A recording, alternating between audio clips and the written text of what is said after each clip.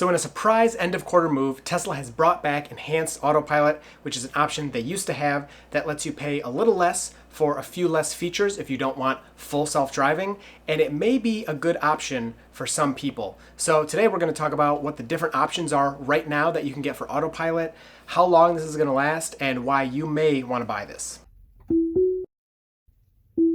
What is going on, everybody? My name is Chris. If you do enjoy this video, please hit like and get subscribed. So enhanced autopilot used to be an option on Tesla vehicles. It was enhanced autopilot or full self-driving, and they got rid of that and had basic autopilot, full self-driving. I don't want to go too much into the history of it, but I want to talk about what's available today. And that includes basic autopilot, which right now comes standard with every Tesla for free, enhanced autopilot, which is a $4,000 option, and then full self-driving, which is an $8,000 option. So just to get everything straight, let's see what each of these come with. Autopilot, again, is standard if you buy today, but some people bought their Teslas before this was standard, so they don't have it yet. It gives you traffic-aware cruise control and auto steer. So this is what most people want out of autopilot, honestly. This will keep you in your lane. It'll keep you from hitting the cars in front of you. It'll slow you down, speed you up in accordance with the traffic around you, and that's about it. It won't change lanes. It won't stop at stop signs or stoplights. It won't take exits, any of that. You have to do everything else. But for relaxing on a road trip or even just on your way to work on the highway,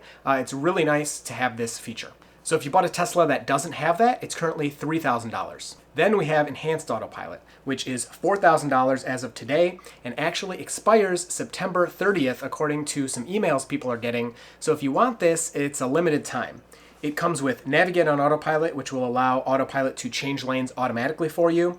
Auto lane change, meaning if you want the car to change lanes, you just hit the turn signal and the car will do it all on its own, which is a lot nicer than it sounds. It might sound a little basic, but it's very nice to have that feature. Auto park, which allows the car to park for you perpendicular or parallel. And then summon, which in the description, it only says summon. I assume that means it comes with summon and smart summon, which is what the old enhanced autopilot also came with. And that is a $4,000 option. After that, you have full self-driving, which of course includes everything we've talked about, and as of right now, today, only gives you traffic light and stop sign control.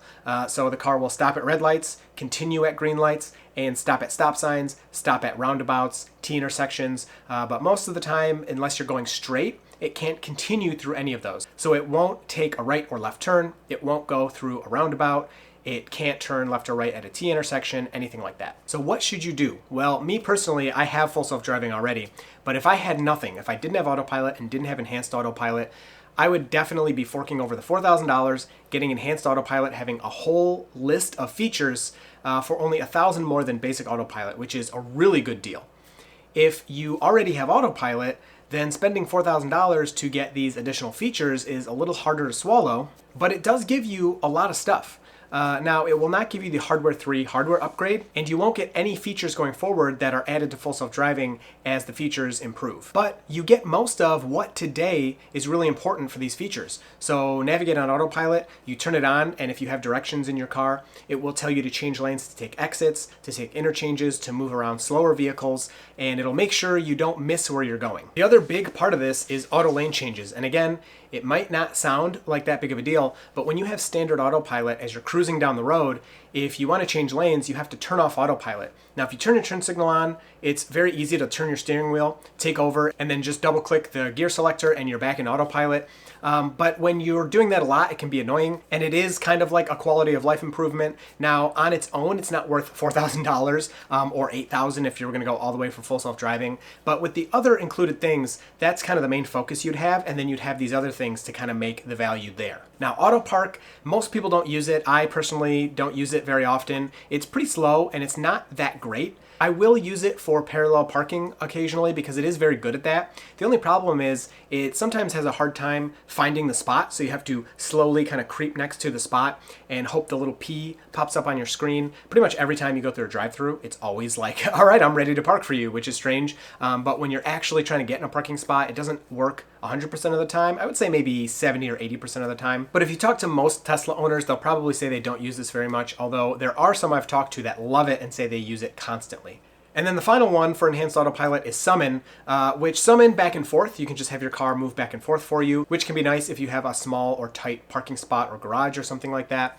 And then on top of that, Smart Summon, the car can come pick you up anywhere in a parking lot, up to, I think it's 200 feet radius for right now. It might be 250 feet. They've been changing it a little bit.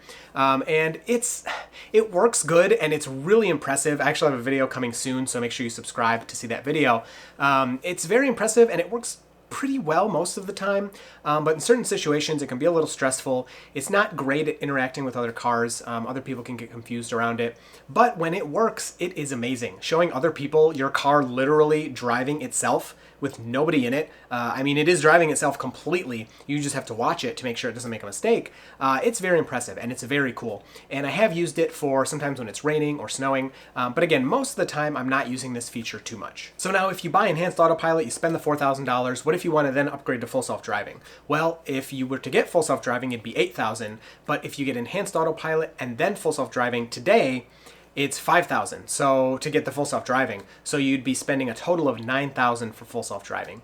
So you really have to ask yourself, are you good with Enhanced Autopilot for now? Are you not going to buy Full Self-Driving in the future? Then, maybe go for it. But if you are for sure going to get Full Self-Driving eventually, then I would pass on Enhanced Autopilot, go directly for Full Self-Driving. And the reason you want Full Self-Driving is today it's not all that much of a difference. You get stop signs, you get stoplights, the things I kind of described before, and it works very well. It works very, very well. I have some videos on that. If you want, I will link them above. Check those out to see those features in action.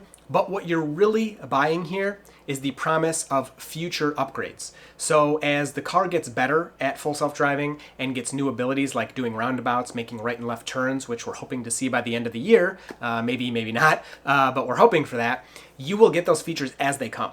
So when the updates come out, all for free, your car will get better overnight. I've been really impressed with the updates we've been getting lately. Sometimes they're not perfect, but then we'll get an update a week or two or a month later, and then that feature that I was kind of about is perfect. And I'm like, wow, this is great. I'm so happy that I kind of shelled out for this. So the ultimate question, is it worth it? Should you upgrade? Should you jump on Enhanced Autopilot before the end of the month when it's gone? Well, unfortunately, I cannot answer that for you. I don't know your finances. I don't know what you want to spend if you think it's worth it. But I would really think about it. I think this is a great option for people who were like, I don't want to spend for Full Self-Driving. It's too much money. Or if you were on the fence for Full Self-Driving, you're about to get it, but it was too much money. This may be a great step for you to get it. It's just if then in the future you want Full Self-Driving, you end up paying more. It's just kind of one of those things you got to risk. If you were really going to get Full Self-Driving and you see this and you're like, oh, forget it, I'm just going to get Enhanced Autopilot, I would probably stick with your decision. I feel you may regret getting the Enhanced Autopilot as new features come out. And you see those and you're like, oh, I should have got it. And as those new features come out, the Full Self-Driving price will most likely increase. So yeah, it's $5,000 to jump from Enhanced Autopilot to Full Self-Driving today, but in a year, it could be $6,000 or $7,000 to make that jump. Whereas you could have spent $8,000 today and just had it all.